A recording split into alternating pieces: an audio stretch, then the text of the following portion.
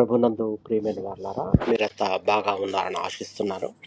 ఈరోజు దేవుడు మనకు గుర్తు చేసిన ఒక దీవెన, రోమీలకు రాసిన పత్రిక 8వ అధ్యాయము 28వ వచనము. దేవుని ప్రేమించు వారికిని ఆయన సంకల్ప ప్రకారము పిలువబడిన వారికిని సమస్తమును మేలుకే జరుగును. మన జీవితంలో అనేక సందర్భాలు మనకి అర్థం కాకుండా ఉంటాయి. కొన్ని సంక్షోభాలు, నిరాశలు, ఆలస్యాలు, అప్పుడు మనం ఇది ఎందుకు మనకు జరుగుతుంది అని మనల్ని మనమే ప్రశ్నించుకుంటాం. కానీ ఈ వాక్యం మనకు ఒక గొప్ప నమ్మకాన్ని ఇస్తుంది. దేవుని ప్రేమించే వారికి ఏది జరిగినా చివరకు అది మేలుకే పనిచేస్తుంది.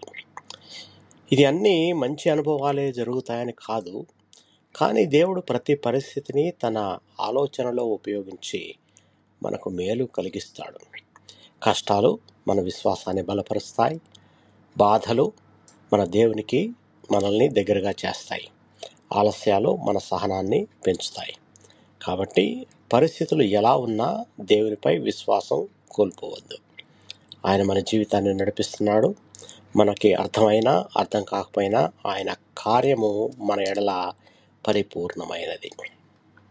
ప్రార్థన చేసుకుందాం. ప్రియ పరలోకపు తండ్రి, మీరు మా ఎడల చూపిస్తున్న ప్రేమకు మరియు అనుదినము అందిస్తున్న వాక్యానికి కృతజ్ఞతాస్తుతులు, వందనాలు. మా జీవితాల్లో జరిగే ప్రతి విషయము మీ చేతిలో ఉందని నమ్మడానికి మాకు సహాయం చేయండి. కష్ట సమయాల్లో నిరాశ పడకుండా మీపై విశ్వాసం ఉంచే హృదయాన్ని మాకు దయచేయండి. మా బాధలను మీకు అప్పగిస్తున్నాం. వాటిని మేలుకు మారుస్తారని నమ్ముతున్నాం.